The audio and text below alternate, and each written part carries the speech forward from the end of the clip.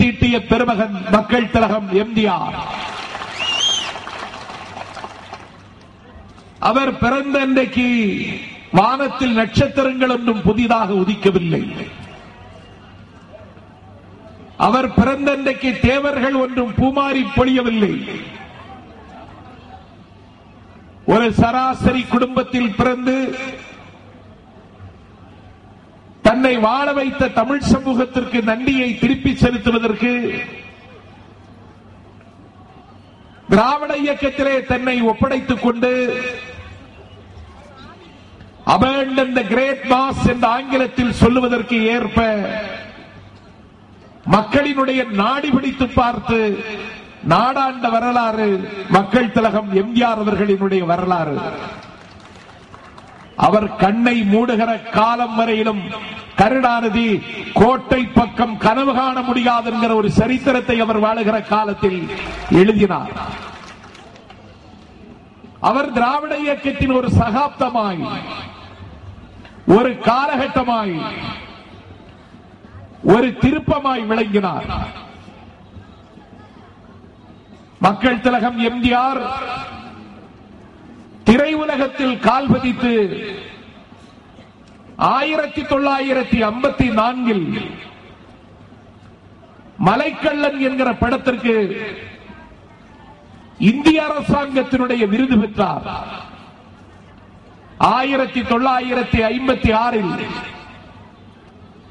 அலிபாபாவும் 40 திருடர்களும் என்கிற படத்திற்கு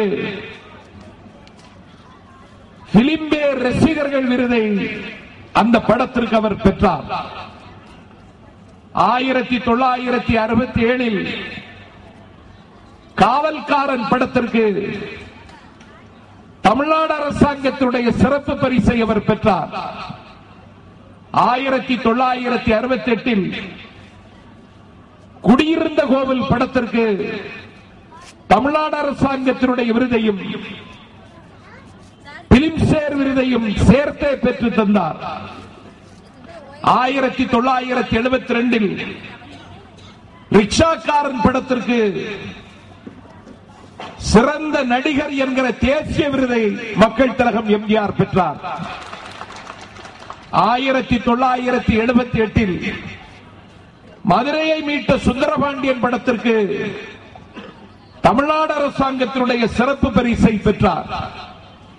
இந்தியாவில் திரைத்துறையில் கால் ஊன்றி அமெரிக்காவின் அரிசோனா பல்கலைக்கழகம் மக்கள் திலகம் எம்ஜிஆருக்கு டாக்டர் பட்டம் வழங்கியது. கற்றறிந்த பெருமக்களின் கருவறையாக விளங்குகிற வரலாற்று சிறப்பு மிகுந்த மெட்ராஸ் யூனிவர்சிட்டி சென்னை பல்கலைக்கழகம் மக்கள் திலகம் எம்ஜிஆர் அவர்களுக்கு டாக்டர் பட்டம் வழங்கியது. தேசிய தலைவர்களுக்கும் 1000 பிறை கண்ட மகத்தான பெருமக்களுக்கு மட்டுமே வழங்கப்பட்ட பாரத ரத்னா விருது தென் தமிழகத்திற்கு முதலில் கிடைத்ததென்றால் அந்த பாரத ரத்னா விருதை மறைந்ததற்கு பிறகு பெற்ற தலைவர் மாசற்ற மக்கள் திலகம் எம்ஜிஆர் அவர்கள். அவர் ஒரு வசந்த நிலவு, அவர் ஒரு வானத்தின் பொழிவு, அவர் ஒரு காலத்தின் கட்டாயம், அவர் கருணையின் சதை வடிவமாய் இந்த மக்களோடு அவர் 2 கலந்தார். 1967 குண்டடிப்பட்டு மருத்துவமனையில் படுத்து கிடக்கிறார். அறிஞர் அண்ணா ராஜாஜியின் தலைமையில் இருந்த சுதந்திரா கட்சியோடும் காயிதே மில்லத் தலைமையில் இருந்த இந்திய யூனியன் முஸ்லிம் லீக்கோடும்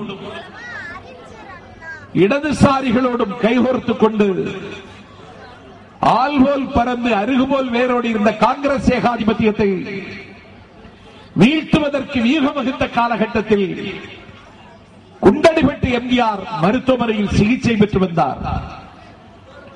அன்றைக்கு காங்கிரஸ் கட்சிக்காரர்கள் படுத்துக்கொண்டே ஜெயிப்போம் என்று சவால் விட்ட காலகட்டத்தில் காங்கிரஸ் தோற்றது.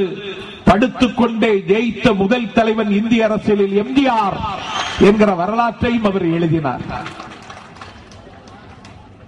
அவர் உயிரோடு இல்லை, திரும்பி வர மாட்டார் என்று கருணாநிதி அமெரிக்காவில் புரூக்ளின் மருத்துவமனையில் சிகிச்சை பெற்று வந்த காலத்தில் தப்பாக தவறான பிரச்சாரம் செய்து அப்படியே அவர் உயிரோடு திரும்பி வந்தாலும் முதலமைச்சர் பொறுப்பை நான் எம்ஜிஆருக்கு கொடுத்து விடுவேன், இப்போது எனக்கு தாருங்கள் என்று பிச்சைக்காரனை விட